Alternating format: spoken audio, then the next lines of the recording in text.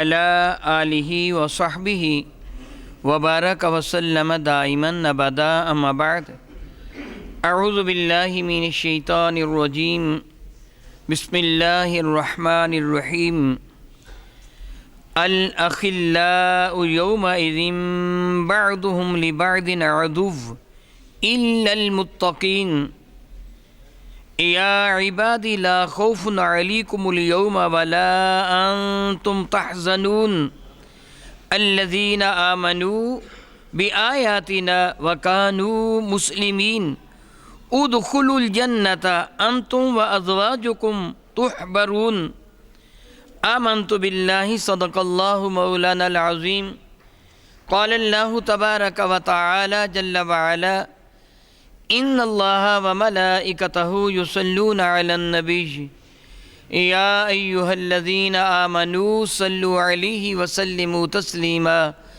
اللہم صل وسلم وبارک علی سیدنا ومولانا ونبینا محمد النبی الامی الکریم محمد وعلی آلہ واصحابہ اجمعین الصلاة والسلام علیکہ یا سیدی یا رسول اللہ وعلا آلکہ واصحابکہ یا سیدی یا حبیب اللہ الصلاة والسلام علیکہ یا سیدی یا رحمتا للعالمین وعلا آلکہ واصحابکہ یا سیدی یا سیدی یا سیدی یا شفیع المذنبین۔ نہایتی معزز محترم قابل صد احترام احباب گرامی قدر، الحمدللہ تعالی ثم الحمدللہ تعالی رب ذوالجلال نے بہت بڑا احسان اور کرم فرمایا کہ ہمیں اپنے محبوب مکرم شفیع معظم رحمت عالم صلی اللہ علیہ وآلہ وسلم کا امتی بنا کر ہم پر اپنی رحمتوں کے دروازے کھول دیے۔ ہمیں بات بات پر مغفرت کی، جنت کی، رحمت کی، اپنی عنایت کی خوشخبری سنا دی۔ پروردگار عالم جل وعلا کریم کا احسان و کرم کہ اس نے ہمیں اپنے محبوب مکرم کا امتی بنا کر ہمارے لیے اپنی رحمتوں کے، برکتوں کے، مغفرتوں کے دروازے کھول دیے۔ بحمد اللہ تعالیٰ ثم الحمدللہ تعالیٰ آپ جو تشریف لاتے ہیں اور آج اس سخت سردی کے موسم میں، جبکہ دھند بھی بہت زیادہ تھی، فیزیبلٹی نہیں تھی، زیرو کے قریب تھی، آنا جانا بہت مشکل تھا، اور پھر تورا اس پر یہ کہ اللہ تعالیٰ جل وعلا کی قدرت کاملہ مالک ہے وہ کہ رات سے بجلی بند ہے۔ کتنے وہ گھر ہوں گے جن گھروں میں پانی تک کی سہولت میسر نہ ہوگی۔ بجلی تو تھی نہیں، سب گھروں میں تو جنریٹر کا، یو پی ایس کا انتظام نہیں ہوا کرتا، مگر اس کے باوجود الحمدللہ تعالیٰ ثم الحمدللہ تعالیٰ آپ جو کثیر تعداد میں تشریف لائے، رب کائنات جل وعلا آپ کی کوششوں کو، کاوشوں کو، ان محبتوں کو اللہ تعالیٰ جل وعلا اپنے دربار انور میں قبول و منظور فرمائے۔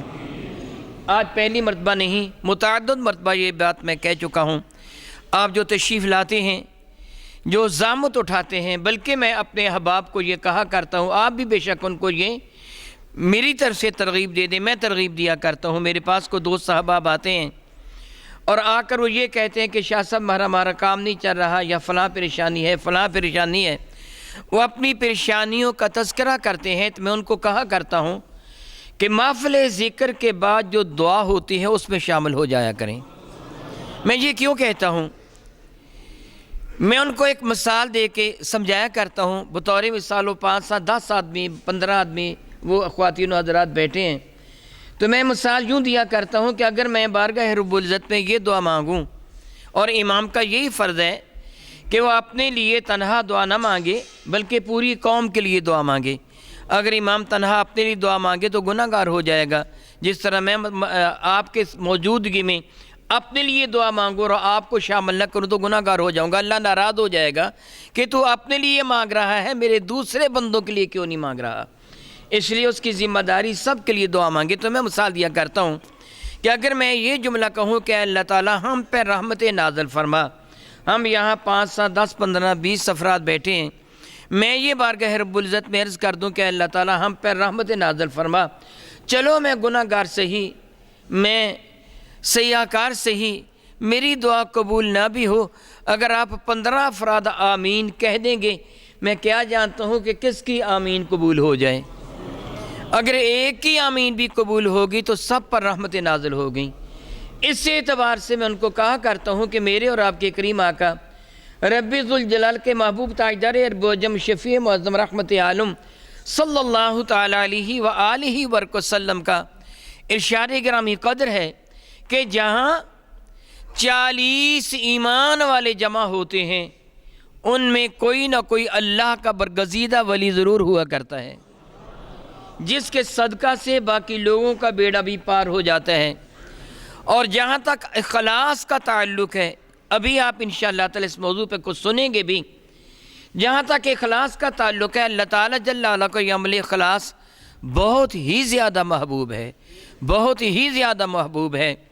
بلکہ میرے اور آپ کے کریم آقا تاجدار ارب و عجم شفیع معظم رحمت عالم صلی اللہ علیہ وسلم کے ایک ارشاد گرامی قدر کا مفہوم بنتا ہے کہ قیامت کے دن رب کائنات جل وعلا کی جانب سے ایک منادی ندا کرے گا کہ وہ لوگ کھڑے ہو جائیں جو اپنے رب کی رضا کی خاطر عمل کیا کرتے تھے، جن کا مقصد یہ تھا ہمارا مولا راضی ہو جائے، کسی کو دکھاتے نہیں تھے، وہ کسی کو راضی کرنے کے لیے عمل نہیں کرتے تھے، ان کے پیش نظر اللہ تعالیٰ جل وعلا کی رضا تھی۔ کچھ بندے کھڑے ہو جائیں گے تو رب کائنات جل وعلا فرشتوں کو حکم دے گا کہ میرے عرش کے گرد گرد نور کے ممبر بچھا دو اور نور کے ممبروں پر ان کو بٹھا دو۔ چنانچہ انہیں نور کے ممبروں پر بٹھا دیا جائے گا۔ پھر پروردگار عالم جل وعلا کے حضور ملائکہ عرض کریں گے، جب وہ میدان معاشر کا غوغا شور اس میں وہ مصروف و مشغول ہوں گے، نفسا نفسی کا عالم ہوگا، ہر کوئی اپنی جان کے لیے فکر مند ہوگا، میزان عدل قائم ہوگا، لوگوں کے اعمال کو تولا جائے گا، نیکیوں بدیوں کا موازنہ کیا جا رہا ہوگا، کسی کو جنت کی خوشخبری، کسی کو جہنم کی وعید سنائی جا رہی ہوگی۔ غوغہ معاشر اتنا بپا ہوگا جس طرح جملہ کہا جاتا کان میں پڑی آواز سنائی نہیں دے رہی ہوگی۔ ایمان والے اللہ تعالیٰ کے شکر کے ترانے گائیں گے، کافر چیخ و چلا رہے ہوں گے، ان کو منہ کے بل گھسیٹ کر جہنم کی طرف لے جایا جا رہا ہوگا۔ ایک عجب قسم کا وہ معاشر بپا ہوگا۔ فرشتے بارگاہ رب العزت پر عرض کریں گے، مولا تعالیٰ وہ لوگ ہیں جو اپنے اعمال کا حساب و کتاب دے رہے ہیں، ان کی نیکیوں اور بدیوں کا موازنہ کیا جا رہا ہے، یہ کچھ لوگ ہیں جو تیرے عرش کے گردا گرد نور کے ممبروں پر بیٹھے ہیں، ان کا حساب نہیں ہوگا، یہ میدان معاشر میں نہیں جائیں گے؟ تو میرا اللہ ارشاد فرمائے گا، نہیں یہ میرے ہیں، میں ان کا ہوں، یہ بغیر حساب و کتاب کے جنت میں جائیں گے۔ آپ اخلاص کے ساتھ آتے ہیں، آپ کے آنے کا کوئی دنیاوی مقصد نہیں ہوتا، نہ دنیاوی شے آپ کو یہاں کوئی پیش کی جاتی ہے، نہ پلاٹ، نہ روپے پیسے، نہ کوئی وظیفہ، نہ کوئی عہدہ، کچھ بھی نہیں، پھر بھی آپ اتنی سردی میں کیوں آتے ہیں؟ اپنے آرام اور چین اور سکون کو چھوڑ کر کیوں آتے ہیں؟ کس لیے آپ یہ زحمت برداشت کرتے ہیں؟ نرم گداز بستر کو چھوڑ کر اپنے بہن بھائی، اولاد، بیوی بچوں کو اپنے گھر میں چھوڑ کر یہاں آ جاتے ہیں۔ میری مائی بہنیں بہو بیٹیاں تشریف لاتی ہیں، کیوں آتے ہیں؟ صرف اپنے مولا کو راضی کرنے کے لیے۔ آپ مجھ سے پیار کیوں کرتے ہیں؟ اپنے رب کو راضی کرنے کے لیے۔ آپس میں پیار آپ کیوں کرتے ہیں؟ مولا کو راضی کرنے کے لیے۔ پھر سنیے، میرا اللہ اپنے محبوب مکرم شفیع معظم رحمت کون و مکان کے صدقے سے میرے نبی کی امت کے لیے اپنی رحمتوں کے دروازے کس انداز سے واہ فرما رہا ہے۔ سورہ زخرف شفا ہے، آیا بارکہ 67۔ رب ذوالجلال ارشاد فرماتا ہے، الاخلاء یومئذ بعضهم لبعض عدو۔ الاخلاء خلیل کی جمع ہے۔ خلیل کا ترجمہ ہم اردو میں جگری یار کر سکتے ہیں۔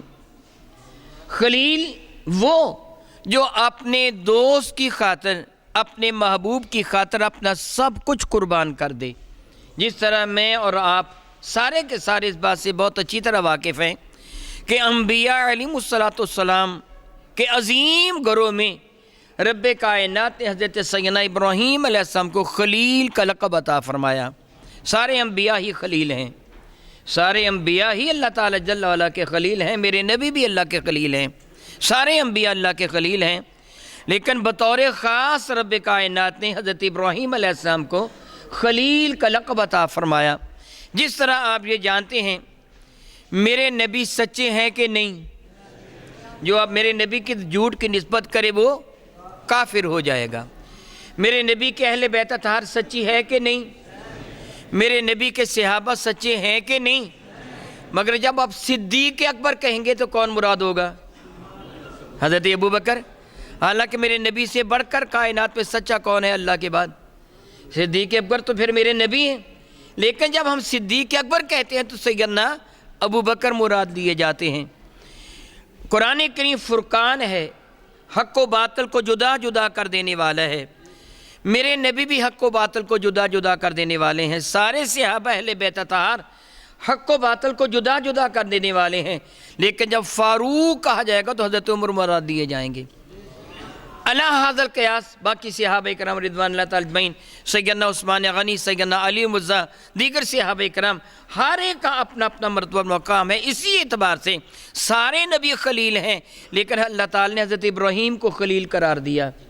اور آپ جانتے ہیں کہ آپ کا عمل کیا تھا۔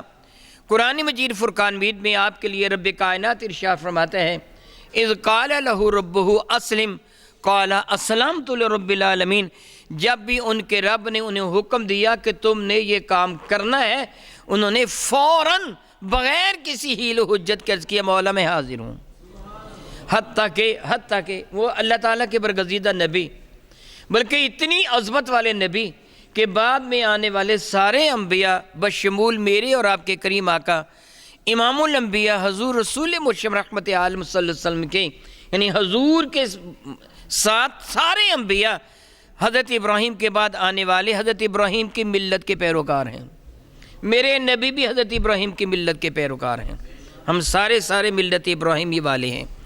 اتنی عظمت والے نبی، اتنی شان والے نبی کہ بعد میں آنے والے سارے نبی ان کی ملت کے پیروکار، حتیٰ کہ امام الانبیاء بھی ان کی ملت کے پیروکار۔ یہ جو ہم قربانی کرتے ہیں، یہ جو حج کیا جاتا ہے، یہ جو مہمان نوازی کرتے ہیں، یہ جو ریش انور مونچھوں کو تراشتے ہیں، ریش انور کو بڑھاتے ہیں، صحیح کرتے ہیں، وغیرہ وغیرہ، یہ ساری کی ساری سنتیں حضرت سیدنا ابراہیم علیہ السلام کی۔ ہم ملت ابراہیمی کے پیروکار ہیں۔ اتنی عظمتوں کے باوجود رب کائنات نے ان کی جانب وحی نازل نہیں فرمائی، خواب میں اشارہ کیا تو آپ جانتے ہیں ماں وہ اشارے کی بنا پر اپنے لخت جگر کی گردن پہ چھری رکھ دی تھی۔ کتنا مانا تھا رب کا حکم، یعنی اللہ تعالیٰ کے حکم کے کتنے زیادہ وہ ماننے والے تھے۔ رب فرماتے ہیں اذ قال لہ ربہ اسلم، جب ان کو اشارہ بھی کیا کہ ابراہیم یہ کام کرنا، فوراً کر لیا۔ گویا خلیل وہ ہوتا ہے جو اپنے محبوب کو راضی کرنے کے لیے آخری حد تک چلا جائے، اپنے لخت جگر کی گردن پہ چھری۔ حالانکہ حضرت سیدنا ابراہیم علیہ نبینا علیہ السلام اللہ تعالیٰ جل وعلا کے خلیل، اللہ تعالیٰ کے نبی، رب کائنات کی جانب وہی نازل فرما سکتا تھا۔ ابراہیم اپنے لخت جگر کی گردن پہ چھری رکھو، وہی بھی نازل نہیں فرمائی۔ کیا تھا؟ جب آپ نے فرمایا کہ انی رأیت فی المنام انی اذبحک فانظر ماذا تری، میں نے خواب دیکھا ہے کہ میں تجھے ذبح کر رہا ہوں، بتا تیری رائے کیا ہے؟ تو لخت جگر نے کیا جواب دیا تھا؟ یا ابتی فعل ما تؤمر ستجدنی ان شاء اللہ من الصابرین، ابا جی جو حکم دیا گیا ہے وہ کر گزریے، جلدی کیجئے۔ باپ بھی کتنا بے نیاز ہے، بیٹا بھی کتنا بے نیاز ہے اپنی جان سے اپنے رب کا حکم ماننے کے لیے۔ آتش نمرود میں ڈالا جا رہا تھا۔ معارج النبوہ میں علامہ معین کاشفی نے یہ نقل کیا ہے کہ جب آپ کو آگ کی طرف پھینکا جا گیا منجنیق کے ذریعے سے، لمحہ بلمحہ آگ قریب سے قریب تر آتی چلی جا رہی تھی، اور ابراہیم علیہ السلام ان شعلوں کی جانب بڑھ رہے تھے کہ جو عرف عام میں جملہ کہا جاتا ہے کہ آسمان سے باتیں کر رہے تھے، یعنی بہت بلند و بالا شعلے تھے جن کے اوپر سے بلند پرواز کرنے والا پرندہ بھی نہیں گزر سکتا تھا۔ ابراہیم علیہ السلام لمحہ بلمحہ قریب سے قریب تر ہوتے چلے جا رہے ہیں۔ تو حضرت سیدنا جبریل امین نے بارگاہ رب العزت میں عرض کر کے اجازت لے کر حضرت ابراہیم علیہ السلام کی خدمت میں حاضری دی اور آ کے عرض کیا کہ اگر آپ اجازت دیں، اگر آپ چاہیں اجازت دیں تو میں اس آگ کو اٹھاتا ہوں، ان لوگوں پہ ڈال دیتا ہوں جو کافر ہیں، اور آپ کو بحفاظت تمام اپنے پروں میں لے کر محفوظ جگہ لے جاتا ہوں۔ تو حضرت سیدنا ابراہیم علیہ نبینا علیہ السلام نے جواباً جبریل سے فرمایا تھا، معراج النبوہ میں علامہ مومین کاشفی میں نقل کیا، جبریل سے فرمایا تھا، جبریل مجھے بتا کیا رب کائنات نے تجھے اس کام کے لیے بھیجا ہے؟ اللہ نے فرمایا کہ جبریل جاؤ، جا کر آگ اٹھا کر کافروں پہ پھینک دو اور میرے محبوب کو، میرے خلیل کو اپنے پروں میں لے کر محفوظ مقام پہ لے جاؤ۔ کیا اللہ نے یہ فرمایا؟ جبریل نے عرض کیا کہ اللہ نے یہ حکم نہیں دیا، ہاں البتہ اللہ تعالیٰ جل وعلا سے میں نے اجازت لی تھی، رب کائنات نے مجھے اجازت دی کہ اگر آپ کہیں تو میں یہ کر دوں گا۔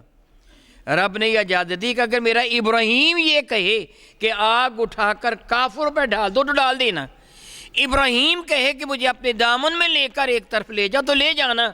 دراصل رب کائنات فرشتوں کو بتانا چاہتا تھا کہ تخلیق آدم کے وقت تم نے کہا تھا اے اللہ تعالیٰ جل وعلا تو آدم کو پیدا کر رہا ہے، یہ زمین میں فتنہ و فساد پھیلائے گا، نحن نسبح بحمدک ونقدس لک، ہم تیری تسبیح، تیری حمد، تیری عزتوں کا تذکرہ کرنے کے لیے ہم جو کافی ہیں۔ تو اللہ نے ایک جملہ کہہ کے ان کو چپ کروا دیا تھا، انی اعلم ما لا تعلمون، خاموش ہو جاؤ، جو میں جانتا ہوں تم نہیں جانتے ہو۔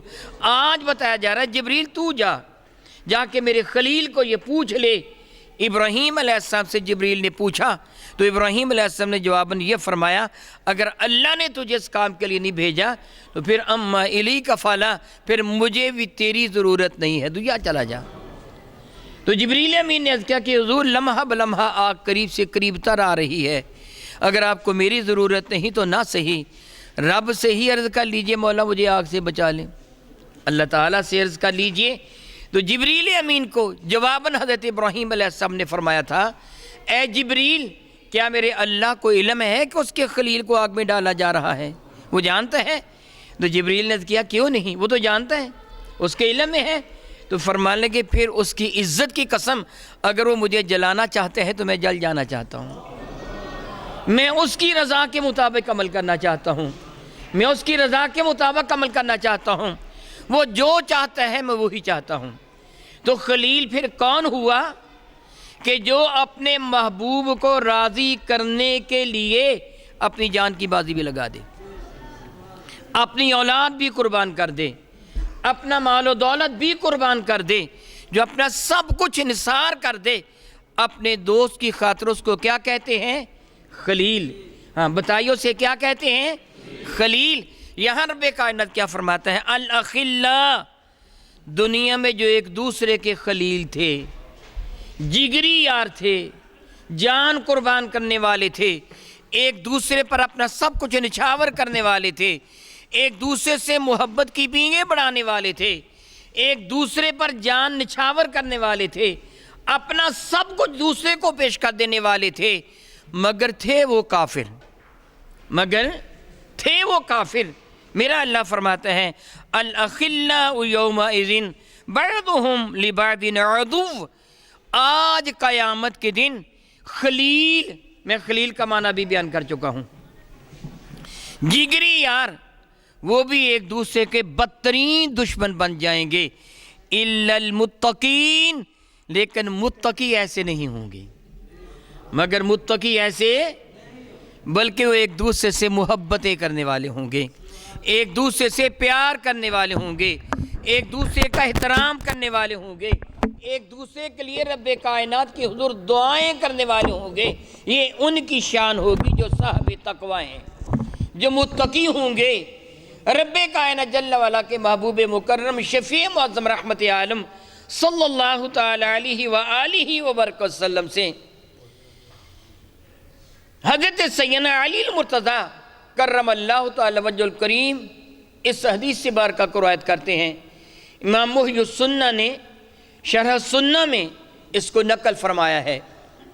حضرت سیدنا علی المرتضی فرماتے ہیں جب ایک ایمان والا دنیا سے جاتا ہے، قبر میں چلا جاتا ہے، وہ بارگاہ رب العزت میں ایک عرض پیش کرتا ہے، میرے مولا میرا فلاں یار تھا، اے اللہ ہم اکٹھے نماز پڑھا کرتے تھے، اکٹھے قرآن کریم کی تلاوت کیا کرتے تھے، اکٹھے نیک اعمال کیا کرتے تھے، میرے مولا وہ نیکی کے کاموں میں میرا معاون تھا۔ جس طرح میں آپ کو بارہا ایک جملہ کہہ چکا ہوں، جب آپ تشریف لاتے ہیں تو اپنے ساتھیوں کو ساتھ لے کے آیا کیجئے، اگر آپ کے پاس سواری ہے تو کسی اور کو اپنے ساتھ شامل کر لیا کیجئے، اگر آپ کے پاس جگہ ہے، آپ اس کے دوست ہوں گے، وہ آپ کا دوست ہوگا، آپ قیامت کے دن ایک دوسرے کی سفارش کرنے والے بن جائیں گے۔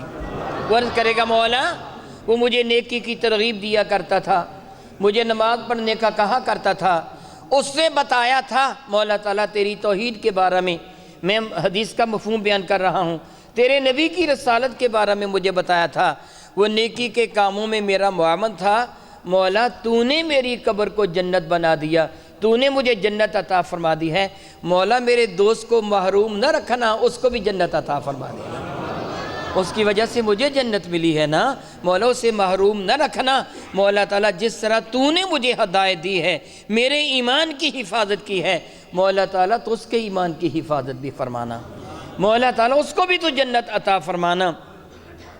سیدنا ابی ہریرہ رضی اللہ تعالیٰ عنہ میرے کریم آقا تاجدار عرب و عجم شفیع معظم رحمت عالم سے روایت کرتے ہیں کہ میرے اور آپ کے کریم آقا رسول عربی شفیع معظم رحمت عالم صلی اللہ علیہ وسلم نے حدیث قدسی بیان فرمائی۔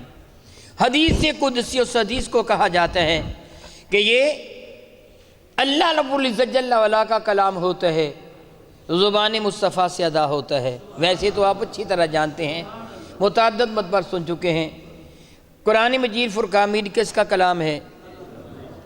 کس کا کلام ہے؟ سارے بتا دو۔ اللہ تعالیٰ کا کلام ہے۔ کلام کسے کہا جاتا ہے؟ وہ زبان سے جو کلمہ نکلتا ہے، اسم ہے، فعل ہے، حرف ہے، سارے پڑھ لکھے اب آپ جانتے ہیں، اس کو کیا کہتے ہیں؟ کلمہ کہتے ہیں۔ اس کو کیا کہتے ہیں؟ کلمہ۔ مراد کیا ہوتا ہے؟ زبان سے۔ میرا کلام کس کی زبان سے نکل رہا ہے؟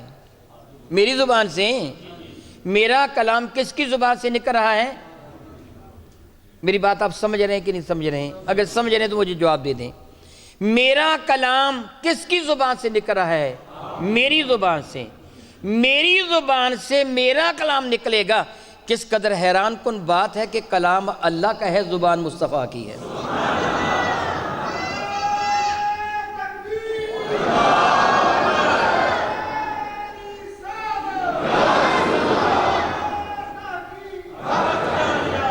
کلام اللہ کا ہے، زبان مصطفیٰ کی ہے۔ رب کائنات براہ راست دنیا سے کلام نہیں فرماتا، اللہ تعالیٰ بذریعہ وحی اپنے نبیوں سے کلام فرماتا ہے، پھر نبی اللہ کا کلام دنیا کے سامنے پیش فرماتے ہیں۔ کلام اللہ کا ہے تو کلام اللہ کے کلام، جس جملے کو میرے نبی نے قرآن کریم کہہ دیا وہ جملہ قرآن کریم ہے، جس کو قرآن کریم نہیں کہا وہ حدیث قدسی ہے۔ کلام وہ بھی اللہ کا ہے، زبان وہ بھی مصطفیٰ کریم کی ہے، مگر جس کو میرے نبی نے قرآن کریم قرار دے دیا وہ قرآن کریم ہے، جس کو میرے نبی صلی اللہ علیہ وسلم نے قرآن کریم قرار نہیں دیا وہ حدیث قدسی ہے۔ یعنی کلام اللہ کا ہے مگر یہ قرآن کریم کا حصہ نہیں ہے، قرآن کریم کا جزء نہیں ہے، حدیث مبارکہ ہے۔ میرے اور آپ کے کریم آقا رسول اللہ نے فرمایا، یہ صحیح بخاری صحیح مسلم میں بھی ہے، جامع ترمذی میں بھی ہے، اور امام مالک نے بھی اس کو نقل کیا ہے۔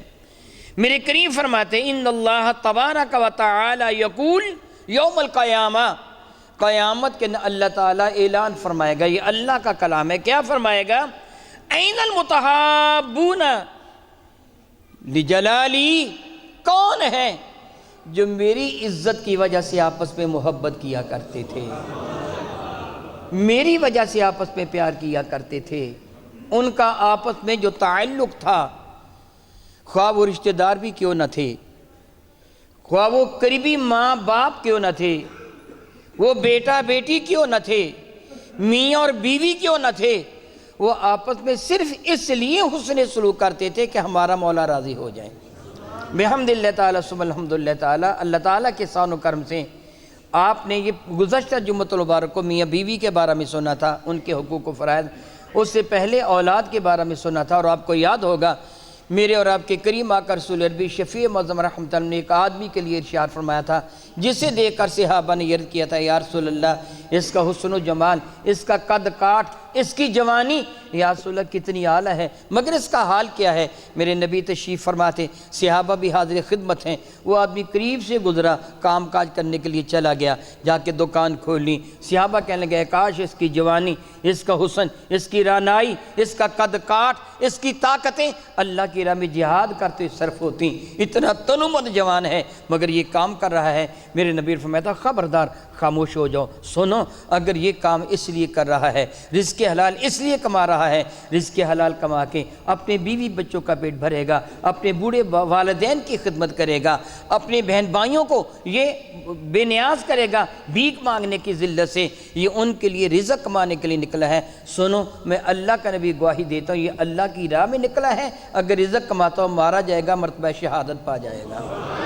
تو کوئی بھی کام کرتا ہے اگر اللہ کی رضا کی خاطر کرتا ہے۔ آپ یہ سن چکے جمعۃ المبارک کو میرے نبی نے شاف میں تھا، خاوند اپنی بیوی کو کھانا کھلاتا ہے تو اللہ تعالیٰ جل وعلا صدقہ کے برابر اس کو ثواب عطا فرما دیتا ہے۔ والدین اپنی اولاد کو کھانا کھلاتے ہیں، بلکہ آپ نے سنا کہ بہترین دینار وہ ہے اللہ کی راہ میں خرچ کرنا بھی، غلام کو آزاد کرنا بھی، مجاہد کو دینا بھی، مسکین کو دینا بھی، غریب کو دینا بھی، اور جو دینار تو اپنے بیوی بچوں کے رزق پر خرچ کرتے ہیں سارے دیناروں میں اعلیٰ ترین دینار اللہ کے نزدیک وہ ہے۔ تو اللہ کی رضا کی خاطر عمل کر، تیرا قدم مولا کو راضی کرنے کے لیے اٹھے تو پھر کیا ہوگا؟ خواہ میاں بیوی ہیں، خواہ بہن بھائی ہیں، خواہ اولاد اور والدین ہیں، خواہ دوست احباب ہیں، مولا کو راضی کرنے کے لیے پیار کر، تیرا درجہ بلند ہو جائے گا۔ میرا اللہ قیامت کے دن فرمائے گا این المتحابون بجلالی، کہاں ہیں وہ لوگ جو مجھے راضی کرنے کے لیے آپس میں ایک دوسرے سے پیار کرتے ہیں؟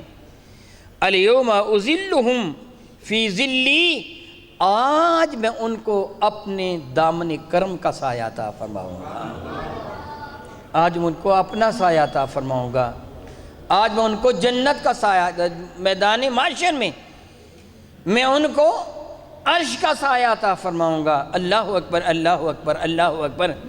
رب ذوالجلال ان کو عرش کا سایہ عطا فرمائے گا۔ ابونا بجلالی، کہاں ہیں جو میری ذات کی خاطر کسی سے پیار کرتے تھے؟ میرے کریم آقا رسول عربی شفیع معظم رحمت عالم کی خدمت فیض درجت میں عرض کیا گیا تھا یا رسول اللہ علیہ السلام بہترین عمل کیا ہے؟ تو میرے نبی کا جواب تھا الحب للہ والبغض للہ، اگر تو کسی سے پیار کرے تو مولا کی رضا کی خاطر، اگر کسی سے دشمنی کرے تو اپنے مولا کو راضی کرنے کے لیے۔ تیرا عمل مولا تعالیٰ جل وعلا کی رضا کی خاطر ہو تو یہ اللہ کو عمل بہت زیادہ محبوب ہے۔ قیامت کے دن فرمائے گا کہاں ہیں وہ لوگ جو میری رضا کی خاطر آپس میں محبت کرتے تھے؟ آج اذلہم فی ذلی، آج میں ان کو اپنے دامن رحمت کا، اپنے عرش کا سایہ عطا فرما دوں گا۔ یوم، آج وہ دن ہے کہ لا ذل الا ذلی، میری رحمت کے سائے کے سوا کائنات میں کوئی بھی سایہ نہیں ہے، میں ان کو اپنا سایہ عطا فرماؤں گا۔ میرے اور آپ کے کریم آقا تاجدار ارب و عجم شفیع معظم رحمت عالم صلی اللہ علیہ وسلم کا ارشاد گرامی قدر ہے اللہ تعالیٰ ان کو اپنے عرش کا سایہ عطا فرمائے گا، جبکہ دنیا والے جہنم معاذ اللہ تعالیٰ ثم اللہ سے ڈر رہے ہوں گے، سامنے جہنت بھی نظر آ رہی ہوگی، اور سورج اتنا قریب ہوگا، اتنا قریب ہوگا کہ اس کی تمازت سے معاذ اللہ تعالیٰ ثم اللہ تعالیٰ زمین اتنی گرم ہو جائے گی کہ اس کا رنگ بدل جائے گا۔ وہ جس طرح سونا اپنے کہ وہ تانبے کی بن جائے گی، زمین تانبے کی نہیں بنے گی، زمین یوں ہی مٹی کی ہوگی، مگر جس طرح بھٹے میں پکنے والی اینٹ کا رنگ چینج ہو جاتا ہے، تانبے جیسا ہو جاتا ہے، زمین اس طرح گرم ہو جائے گی، اس پر ٹھہرنا ممکن نہ ہوگا۔ اگر مر جانا ہوتا تو کوئی بھی زندہ نہ ہوتا، مگر ان لوگوں کو جو اپنے رب کی رضا کی خاطر ایک دوسرے سے پیار کرتے ہیں، اللہ اپنے عرش کا سایہ عطا فرما دے گا۔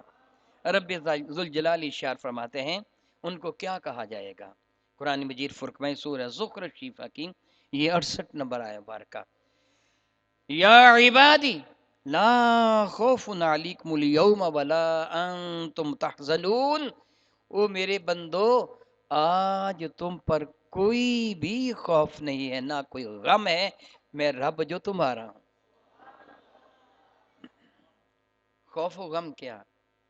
اگر آپ کا تعلق، آپ کی محبت، آپ کا یارانہ علاقے کے ایس ایچ او کے ساتھ ہوتے ہیں تو آپ کہتے مجھے فکر کیا ہے کسی کا، جو میرے علاقے کا ایس ایچ او ہے وہ میرا بڑا پرانا یار ہے، وہ ایسا ہے، وہ ایسا ہے، وہ ایسا ہے، آپ اسے کہتے ہیں۔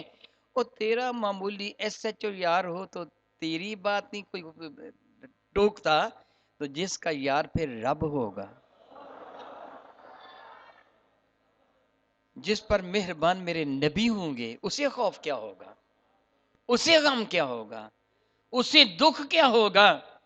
رب کریم فرمائے گا یا عبادی لا خوف علیکم اليوم، اے میرے بندو آج تم پر کوئی خوف نہیں ہے، ولا انتم تحزنون، اور نہ ہی تمہیں کوئی غم ہے، کوئی فکر ہے ہی نہیں ہے۔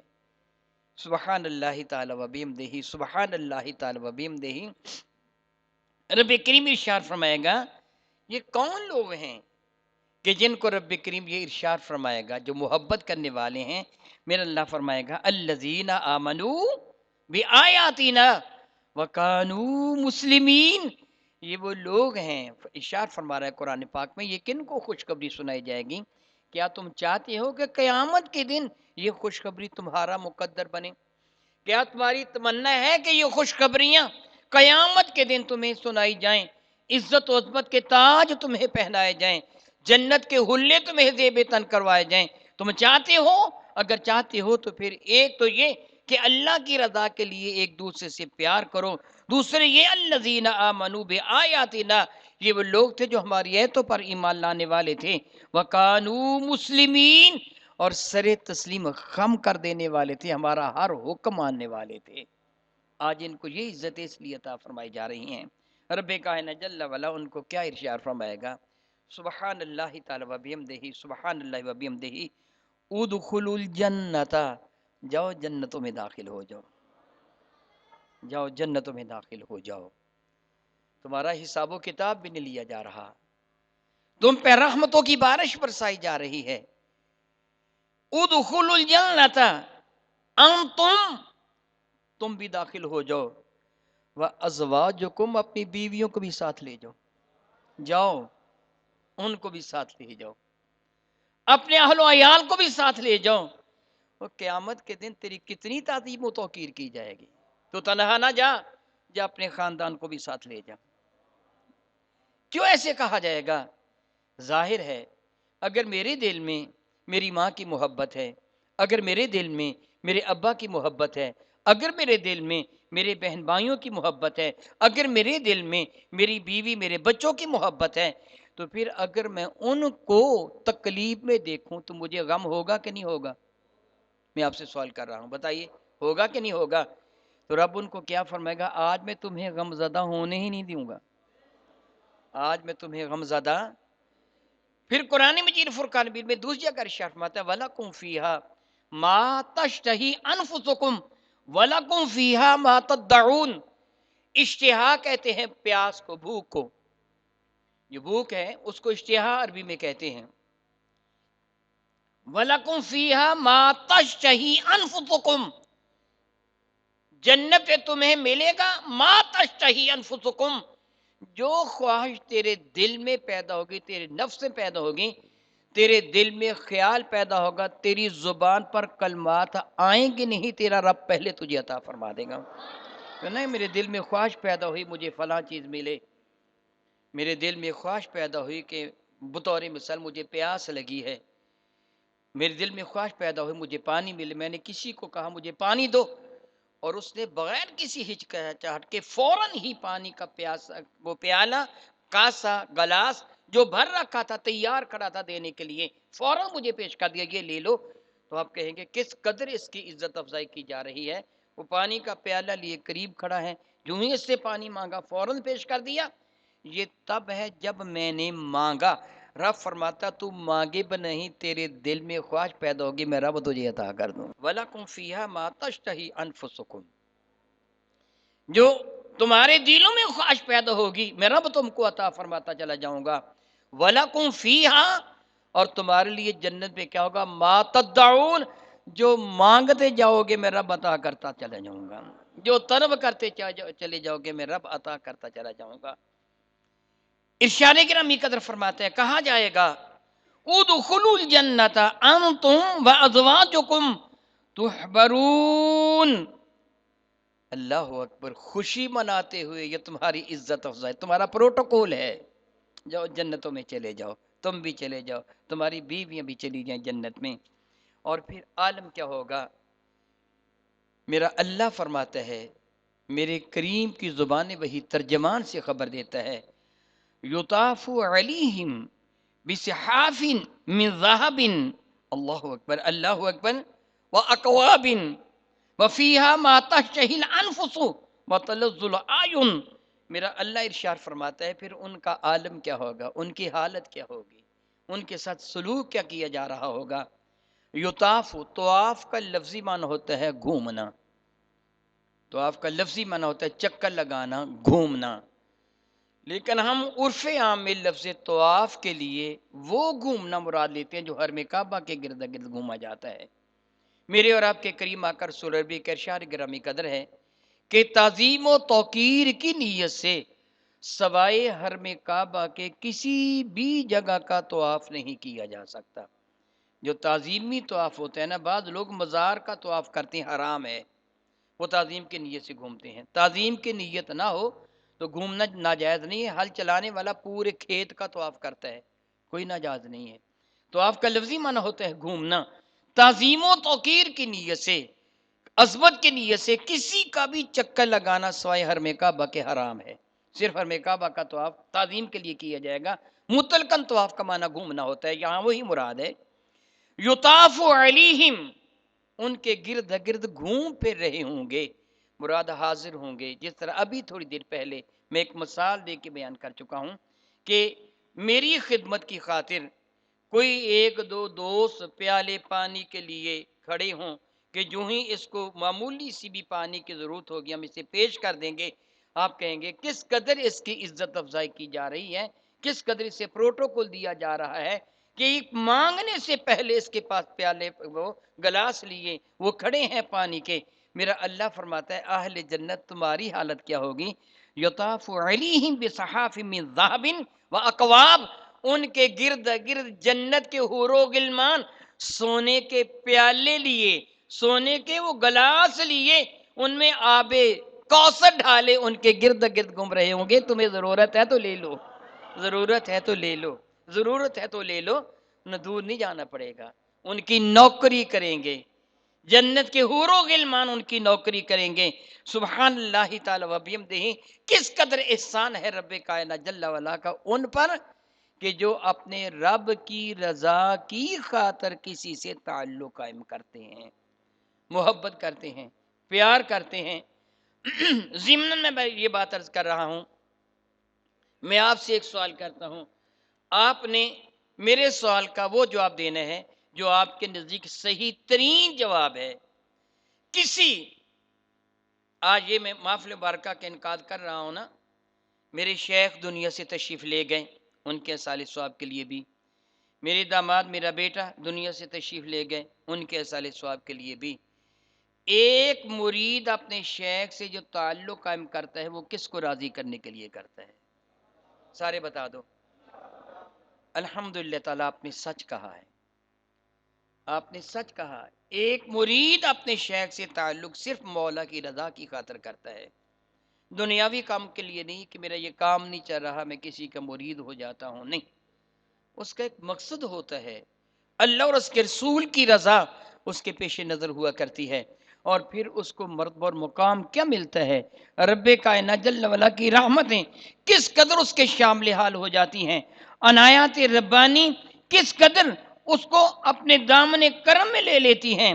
رب کائنات جل مجل کریم قرآن مجید فرقان مجید میں میرے نبی کا تذکرہ فرماتا ہے. جب صحابہ نے میرے نبی کے دست حق پرست پر بیعت کی تھی۔ اللہ کے کائنات فرماتا ہے اے محبوب مکرم علیہ الصلوۃ والسلام لقد رضی اللہ عن المؤمنین اذ یبایعونک تحت الشجرۃ، اے محبوب مکرم صلی اللہ تعالی وسلم اللہ راضی ہو گیا ان ایمان والوں سے جب وہ آپ کی بیعت کر رہے تھے درخت کے نیچے۔ تو بیعت کا مقصد کیا ہے بتائیے بھلا؟ بیعت کا مقصد پھر کیا ہوا؟ اللہ کو راضی کرنا۔ اے محبوب مکرم علیہ الصلوۃ والسلام وہ لوگ جو آپ کے دست حق پرست پر بیعت کر رہے تھے، یا رسول اللہ اللہ تعالیٰ جل وعلا ان سے راضی ہو گیا درخت نیچے۔ فعلم ما فی قلوبہم، اللہ اچھی طرح جانتا ہے کہ ان کے دلوں میں کیا ہے۔ بات میں وہی کر رہا ہوں، جو کسی کی بیعت ہوتا ہے میرا اللہ جانتا ہے وہ کون سا نظریہ لے کے آتا ہے۔ میں اللہ سے معافی مانگتا ہوا کہتا ہوں مجھے میرا اللہ معاف فرمائے، اللہ تعالیٰ معاف فرمائے، اللہ تعالیٰ معاف فرمائے۔ غیبت نہیں کر رہا، کسی آدمی نے، نام نہیں لوں گا، کسی آدمی نے مجھے ایک کتاب دی، اس کتاب پر اس نے اپنا نام لکھا تھا کہ میں اس کتاب کا مصنف ہوں، اور نیچے ایک پیر صاحب کا نام لکھا تھا کہ فلاں کا خادم، فلاں کا خادم، فلاں کا۔ وہ آدمی بہت بڑا بیوروکریٹ ہے، میں جس کی بات کر رہا ہوں، لیکن میں نام نہیں لے رہا، کیونکہ میرے ساتھ اس کے تعلقات میں کتاب لے کے اس نے مجھے کتاب، میں نے کہا کہ جناب آپ تو فلاں صاحب کے مرید تھے، اب آپ ان کے مرید ہو گئے۔ ونس پڑا کہنے لگا شاہ صاحب میں سب کا مرید بن جاتا ہوں کام نکلوانے کے لیے، کام نکلوانے کے لیے۔ اب یہ کتاب جو ہے میں یہ صاحب جو ہے نا بڑے بڑے بیوروکریٹ ان کے مرید ہیں، میں ان کو کتاب دوں گا، وہ مجھے اپنا پیر بھائی سمجھیں گے، میرا کام بن جائے گا، حالانکہ خود بھی بہت بڑا افسر تھا۔ کیا کس کا نظریہ ہے؟ کون کس لیے بیعت کر رہا ہے؟ میرے نبی کے صحابہ کرام جس قدر اخلاص اور محبت کے ساتھ میرے نبی کے دست حق پرست پر بیعت کر رہے تھے، دنیا میں ایسا مخلص کوئی بھی نہیں ہے جو اخلاص صحابہ کرام کے دامن کرم میں تھا۔ رب کریم ارشاد گرامی قدر فرما رہا ہے فعلم ما فی قلوبہم، اللہ تعالیٰ جانتا ہے جو ان کے دلوں میں ہے۔ فانزل السکینۃ علیہم، رب کائنات نے ان پر سکون قلب کا نزول فرمایا، بلکہ ان کا درجہ کتنا بڑھ جاتا ہے۔ سورہ فتح شیفہ کی یہ آیہ مبارکہ بتا رہی ہے کہ بیعت ہونے والا حقیقت میں ہوتا کیا ہے۔ میرا اللہ ارشاد گرامی قدر فرماتے ہیں اے محبوب مکرم علیہ الصلوۃ والسلام ان الذین یبایعونک، بے شک وہ لوگ جنہوں نے آپ کی بیعت کی ہے۔ کس کی بیعت کی ہے؟ میرے نبی کی۔ صحابہ نے کس کی بیعت کی تھی؟ میرے نبی کی۔ میرا اللہ کے ارشاد فرماتا ہے ان الذین یبایعونک، اے محبوب مکرم علیہ الصلوۃ والسلام بے شک وہ لوگ جنہوں نے آپ کی بیعت کی ہے، انما یبایعون اللہ، اس پہ شک نہیں انہوں نے اپنے رب کی بیعت کی ہے، انہوں نے اللہ کی بیعت کی ہے۔ دیکھنے والوں کو ہاتھ مصطفیٰ کا نظر آ رہا تھا، مگر میرا اللہ ارشاد فرماتا ہے ید اللہ فوق ایدیہم، ان کے ہاتھوں پر محبوب تمہارا نہیں اللہ کا ہاتھ تھا۔ پھر وہ بیعت ہونے والا کس کے بیعت ہوا؟ یاد رکھیے، اس لیے دیکھا جاتا ہے وہ شیخ جس کی آپ بیعت کر رہے ہیں کیا وہ سلسلہ کے اعتبار سے ثابت ہے؟ ثابت ہو سلسلہ، اس کا سلسلہ میرے نبی تک پہنچتا ہے؟ کیا وہ میرے نبی کی مبارک سنتوں کا باغی تو نہیں ہے؟ کیا وہ شریعت مطہرہ کا منکر تو نہیں ہے؟ کیا اللہ اور اس کے رسول کی اطاعت کرنے والا ہے؟ یہ شرائط دیکھنے کے بعد پھر اس کی بیعت اس لیے کی جاتی ہے کہ وہ رسول اللہ کا نمائندہ ہے۔ کیا مطلب وہ رسول اللہ کا؟ سیدنا صدیق اکبر رضی اللہ تعالی عنہ نے جو پہلا خطبہ ارشاد فرمایا تھا وہ کیا تھا؟ آپ نے ارشاد گرامی قدر فرمایا تھا لوگوں تم پر میری اطاعت واجب ہے، لیکن اس وقت تک جب تک میں مصطفیٰ کریم کی اطاعت کروں گا، اگر میں حضور کی اطاعت نہ کروں تو تم پر میری اطاعت واجب ہے نہیں ہے۔ میں بڑی سادہ سی مثال دے کے عموماً سمجھایا کرتا ہوں۔ ایک امام نماز پڑھاتا ہے، وہ رکوع کرے گا تو آپ کا فرض کیا، آپ کا واجب کیا ہے؟ آپ پر امام کی اطاعت آپ پر واجب ہے۔ وہ رکوع کرے گا آپ کو رکوع کرنا ہوگا، وہ سجدہ کرے گا آپ کو سجدہ کرنا ہوگا۔ ایک دن امام نے سجدہ کیا، آپ نے بھی اس کی اطاعت میں سجدہ کر دیا۔ جب آپ نے سجدہ میں سر رکھا تو آپ کی خشوع و خضوع میں گراں قدر اضافہ ہو گیا۔ آپ تسبیح پڑھ رہے تھے تو تصور میں آیا کہ میں اپنے رب کی تسبیح پڑھ رہا ہوں، اپنی عزت والی ناک کو ذلت کی زمین پہ رکھ کے، اپنی عزت والی پیشانی کو زمین پہ رکھ کے ایک اقرار کر رہا ہوں، سبحان ربی یلعلا، میرا رب سبحان ہے، میں حقیر ہوں، میرا رب بہت اعلیٰ ہے۔ سبحان ربی، میں بار بار یہ جملہ کہہ رہا ہوں، اسے لطف آنے لگا، مزہ آنے لگا، جی چاہا میں طویل سجدہ کروں، مگر امام نے سجدے سے سر اٹھا لیے، اس کو حکم کیا ہے؟ اسے مزہ آ رہا تھا۔ عبادت کس کی کر رہا تھا وہ؟ اللہ کی۔ سجدہ کس کو کر رہا تھا؟ ذکر کس کا کر رہا تھا؟ اللہ کا۔ لطف آ رہا تھا، مزہ آ رہا تھا، جی چاہا میں لمبا سجدہ کر لوں، مگر امام نے سجدے سے سر اٹھا لیا، اس کو حکم کیا ہے؟ تو بھی اٹھا لیں، اگر نہ اٹھائے گا تو نماز مردود ہو جائے گی، رد کر دی جائے گی۔ وہ امام اٹھ کے کھڑا ہو گیا، اس سجدے سے سر نہیں اٹھا رہا، امام نے قرات شروع کر لی، اس سجدے سے سر نہیں اٹھا رہا، امام اگلے رکوع میں چلا گیا، یہ سجدے سے سر نہیں اٹھا رہا، نماز اس کی برباد ہو گئی، حالانکہ نماز رب کی پڑھ رہا تھا۔ آخر امام میں وہ کون سی خصوصیت آ گئی کہ رب کائنات نے اس کی اطاعت نہ کرنے کی بنا پہ اس کی نماز برباد کر دی؟ امام کا درجہ کیوں بڑھ گیا؟ دراصل اس وقت وہ امام خود نہیں، نبی کا نمائندہ ہے، وہ نبی کا نمائندہ ہے۔ اسی لیے جب امام غلطی کرتا ہے تو مقتدی اس کی اقتداء نہیں کرتے، اسے بتاتے ہیں کہ جب پٹڑی سے تو اترے گا میں تیرا کہنا نہیں مانوں گا، میرے نبی کی اطاعت میں رہے گا تو تیرا کہنا مانوں گا، اگر تو 3 سجدے کرے گا تو میں نہیں کروں گا، اگر تو 2 رکوع کرے گا میں نہیں کروں گا، اگر تو 1 رکعت کم یا زیادہ کر دے گا میں نہیں کروں گا۔ جب تک تو میرے نبی کی نمائندگی میں ہوگا تو شیخ وہ ہوتا ہے جو نبی کا نمائندہ ہوتا ہے۔ پھر اس کے ہاتھ میں دیا گیا ہاتھ کس کے ہاتھ میں ہوا؟ نبی کے ہاتھ میں، تو نبی کے ہاتھ میں دیا ہاتھ کہاں گیا؟ پھر یہ رتبہ کہاں سے کہاں تک جا پہنچتا ہے؟ یہ اگر اللہ کی رضا کی خاطر ہے تو پھر رب کائنات ارشاد فرماتا ہے، یاد رکھو محبوب، ان کو بتا دو، فمن نقص فانما ينقص على نفسه، تو جس نے اس وعدے کو توڑ دیا اس نے اپنے وعدے کو، اپنے جان کے وعد کو، وعدے کو توڑ دیا۔ اے محبوب مکرم علیہ الصلوۃ والسلام، ایک بڑے وعدے کو اس نے توڑنے کو بتا دو۔ ومن اوفى بما عاهد علیہ اللہ، اور جنہوں نے وہ وعدہ اللہ سے جو کر رکھا تھا اس میں وفا کی، فسیؤتیہ اجرا عظیما، اللہ ان کو اجر عظیم عطا فرما دے گا۔ گویا ایک تعلق ہوتا ہے جو اللہ اور اس کے رسول کی رضا کی خاطر قائم کیا جاتا ہے۔ تو میں بیان کر رہا تھا، میرا رب فرماتا ہے وہ لوگ جو آپس میں ایک دوسرے سے محبت کرتے ہیں اللہ کی رضا کی خاطر۔ یہ درمیان میں نے اس لیے کہا تھا کہ میں نے چونکہ احصال ثواب کے لیے کر رہا ہوں، اس لیے میں نے یہ درمیان میں جملے کہے تھے کہ اگر بندہ اللہ کی رضا کو پیش نظر رکھے، جو میں پہلے بات کر چکا ہوں، تو بیوی بچوں کا رزق کمانا بھی جہاد ہے۔ اللہ تعالیٰ کی راہ میں جہاد کرنے والوں کی طرح اجر ہے۔ بلکہ میں نے اپنے گناہ گار آنکھوں سے پڑھا، کوئی باپ اپنی اولاد کی خاطر، کوئی بیٹا اپنے ماں باپ کی خاطر، کوئی بھائی اپنے بہن بھائیوں کی خاطر رزق حلال کما کے کچھ شے لے کے اپنے گھر کی طرف قدم اٹھاتا ہے تو اس کا ہر قدم جنت کی طرف اٹھتا ہے۔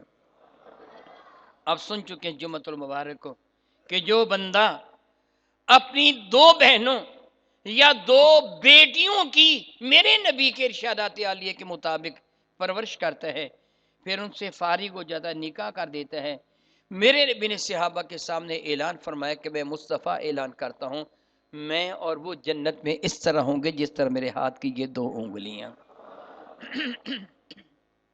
اخلاص کتنی بڑی دولت ہے، اللہ اور اس کے رسول کی رضا کتنی بڑی دولت۔ کام تو ہم نے کرنا ہوتا ہے، کام تو ہم نے کرنا ہوتا ہے۔ میں جس طرح عموماً آپ کو کہا کرتا ہوں، پیاس لگی آپ کو، پانی آپ نے پینا ہے، اگر آپ گلاس اٹھاتے پانی گھٹا گھٹ پی جاتے ہیں تو آپ نے وہی کام کیا جو جانوروں کا کام ہے، وہ بھی پانی پی لیتے ہیں پیاس لگے، آپ نے پی لیا تو کون سا کمال کیا۔ لیکن اگر آپ ہاتھ میں گلاس پکڑ کر یہ تصور میں لائیں، نوشے جہاں پانی میرے نبی نے بھی فرمایا تھا پی میں بھی رہا ہوں، کیوں نہ ہو میں وہ عمل اختیار کر لوں جو میرے نبی کی سنت ہے، تو آپ کو ہر گھونٹ پر سنت پہ عمل کا ثواب ہو جائے گا. تھوڑا سا دھیان ہی ادھر کرنا ہے نا. تو جو بھی کام کریں اللہ اور اس کے رسول کی رضا کی خاطر کریں. سوچ لیں اس کام کے کرنے میں میرا اللہ راضی ہو جائے گا, میرے نبی راضی ہو جائیں گے, وہی کام تیرے لیے باعث نجات بن جائے گا. میرا اللہ ارشاد فرماتے ہیں کہ ان لوگوں کے گرد گرد حور و غلمان جنت کے کاسے لیے, پیالے لیے, کوم لیے وہ گھوم رہے ہوں گے, آب کوثر لیے گھوم رہے ہوں گے, سونے کے پیالوں میں, گلاسوں میں. وَفِيهَا مَا تَشْتَهِي الْأَنفُسُ, جنت میں ہر وہ شے ہوگی جو ان کی خواہش ہوگی عطا کر دی جائے گی. جس طرح تھوڑی دیر پہلے میں بیان کر چکا ہوں, وَتَلَذُّ الْأَعْيُنُ, سبحان اللہ, ان کی آنکھوں کی لذت عطا کر دی جائے گی, جو وہ چاہیں گی ان کو عطا کر دیا جائے گا. سب سے بڑھ کر لذت کیا ہوگی؟ میرے کریم کا ارشاد گرامی قدر ہے, جب رب ذوالجلال اہل جنت کو اپنی نعمتوں سے نوازے گا, اپنی عنایا دیوے پائے سے نوازے گا, تو پھر فرمائے گا کیا میں تم کو ان سب سے بڑھ کر نعمت نہ عطا فرماؤں؟ تو اہل جنت عرض کریں گے مولا اس سے بڑھ کر بھی کوئی نعمت ہو سکتی ہے؟ دنیا میں ہماری حالت کیا ہے, ہمیں جتنا بھی ایک آدمی 10 ملے لگا رہے نا, اس کا پیٹ نہیں بھرتا, 11ویں مل کے لیے تو وہ دعا کرتا ہے, کہتا بھی اور مل جائے اور مل جائے اور مل جائے. جنت کی نعمتیں اس قدر کامل و اکمل ہوں گی کہ بندہ لے کے کہے گا اس سے بڑھ کر بھی ہو سکتا ہے کچھ, کہے گا اس سے بڑھ کر کچھ نہیں ہو سکتا. وہ بندہ عرض کرے گا مولا اس جنت کی نعمتوں سے بڑھ کر بھی کوئی نعمت ہے؟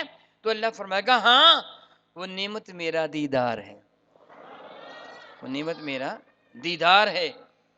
پھر اللہ تعالیٰ جل وعلا کے حکم سے سارے لوگوں کو ایک جگہ جمع کیا جائے گا, اور جو سب سے اپنے آپ کو ادنا جنتی سمجھ رہا ہوگا اس کا سٹیج بھی مشک و عنبر کے ٹیلے پر ہوگا. میرے کریم آقا رسول اللہ نے مثال دے کے سمجھایا, پھر جب جنتی آپس میں ایک دوسرے کو ملیں گے نا, ایک جنتی خیال کرے گا جو میرا لباس ہے نا اس کے لباس سے ذرا ہلکا ہے, اس جنتی کا لباس بہت اعلیٰ ہے, اس کا تاج میرے تاج سے خوبصورت ہے, اس کا حلہ میرے حلے سے زیادہ حسین تر ہے. ابھی وہ ذہن میں بات لائے گا, اگلے لمحے دیکھے گا تو اس کا حلہ اس کے حلے سے اعلیٰ ہو چکا ہوگا, اس کا تاج اس کے تاج سے اعلیٰ ہو چکا ہوگا. جنت پہ اللہ تعالیٰ فرماتا ہے میں تمہیں کوئی فکر کوئی غم نہیں ہونے دوں گا. ارشاد فرماتا ہے پھر رب کائنات جل وعلا, میں عرض کر رہا تھا اپنے نبی کا ارشاد گرامی قدر, رب کائنات جل وعلا ان کو اپنے دیدار کے شرف سے نوازے گا. کیفیت کیا ہوگی یہ اللہ جانتے ہیں اور اللہ کے نبی جانتے ہیں. البتہ صحابہ کرام نے عرض کیا تھا یا رسول اللہ ہم اپنے رب کا دیدار کیسے کریں گے؟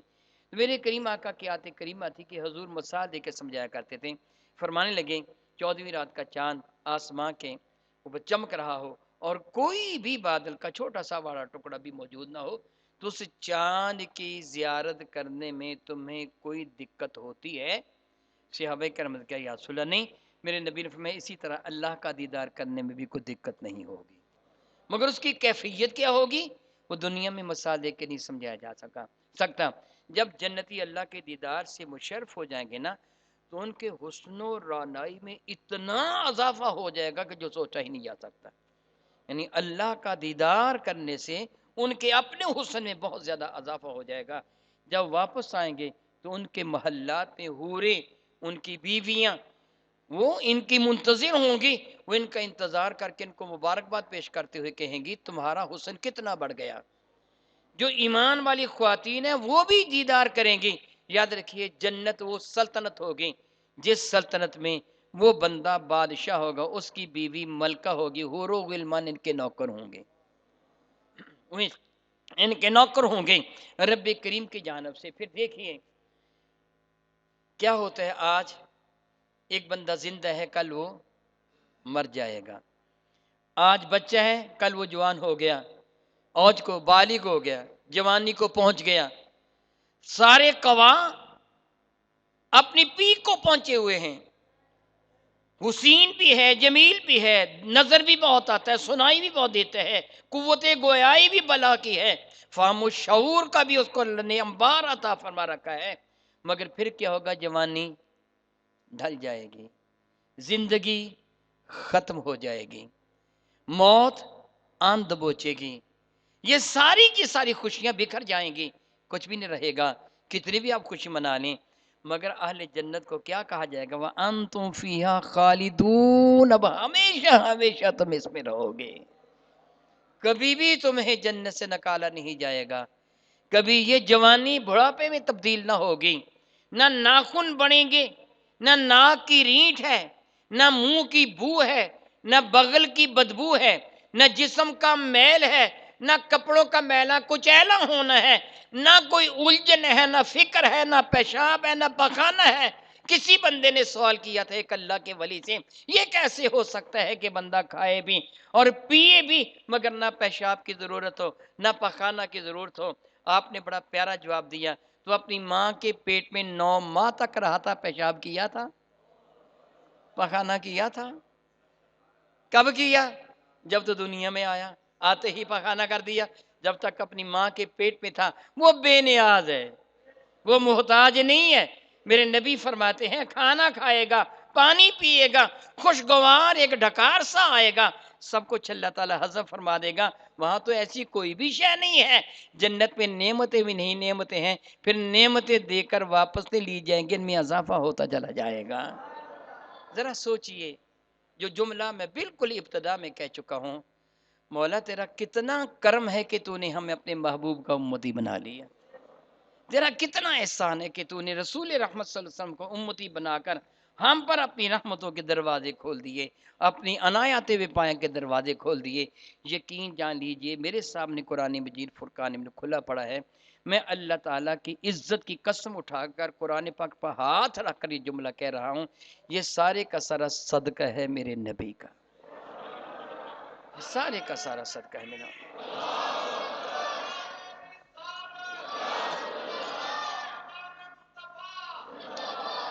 حقیقت ہے، یہ سارا صدقہ ہے میرے کریم آقا رسول ربی شفیع معظم رحمت عالم کا۔ اگر اللہ ہمیں ان کا امتی نہ بناتا تو ہمیں کچھ بھی نہ ملتا، جہنم ہمارا مقدر بنتی، لیکن حضور کا امتی بنا کر اللہ نے احسان فرمایا۔ وہی جملہ میں عموماً جو آپ کو کہا کرتا ہوں، میں آپ کو تاکید کرتا ہوں، یاد رکھیے میرے اللہ سے زیادہ سچا کائنات میں کوئی بھی نہیں۔ خود فرماتا ہے وَمَنْ أَصْدَقُ مِنَ اللَّهِ قِيلًا، بھلا کائنات میں اللہ سے زیادہ سچا کون ہو سکتا ہے؟ سب سے زیادہ سچا میرا اللہ ہے۔ میرے سچے اللہ نے سچا وعدہ فرمایا لَإِن شَكَرْتُمْ لَأَزِيدَنَّكُمْ، اگر میری نعمت کے ملنے پر تم میرا شکر ادا کرو گے، میں نعمت واپس نہیں لوں گا، اس میں مزید اضافہ کر دوں گا۔ یہ ایمان کی نعمت، حضور کی غلامی کی نعمت، حضور کی محبت کی نعمت جو رب کائنات نے ہمیں عطا فرمائی ہے۔ ہر وہ نماز جس کے بعد نفل پڑھنے کی اجازت ہے، ظہر کی نماز ہے، مغرب یا عشاء کی نماز ہے، 2 رکعت نماز نفل ہمیشہ اس شکر نعمت میں پڑھ لیا کیجئے۔ مولا تیرا شکر ہے کہ تو نے مجھے اپنے اور اپنے محبوب کی محبت عطا فرمائی، مجھے ایمان کی دولت عطا فرمائی۔ اللہ اپنے وعدے کے مطابق پھر آپ کا ایمان چھینے گا نہیں، آپ کو جنت کی یہ نعمتیں عطا فرما دے گا۔ میں دعا کرتا ہوں اے رب کائنات، تو بے نیاز ہے، تو گناہ گار بندوں کی دعاؤں کو قبول فرمانے والا ہے۔ میں نہایت ہی حقیر ایک گناہ گار سا بندہ تیرے حضور ملتجی ہوں، میرے ساتھ تیرے یہ سارے بندے مولا تعالیٰ تیری بندیاں مولا وہ بھی حاضر ہیں، تیرے حضور التجا کرتے ہیں۔ مولا تعالیٰ تو جب تک ہمیں زندہ رکھے حضور کی محبت میں زندہ رکھنا، اپنی محبت میں زندہ رکھنا، ہمیں آخر ہچکی آئے تو تیرے اور تیرے نبی کے پیار میں آئے، قیامت کے دن اٹھیں تو تیری رحمت کا، تیرے نبی کے دامن کرم کا سایہ ہمارا مقدر بنے۔ آمین ثم آمین، وآخر دعوانا ان الحمد للہ رب العالمین۔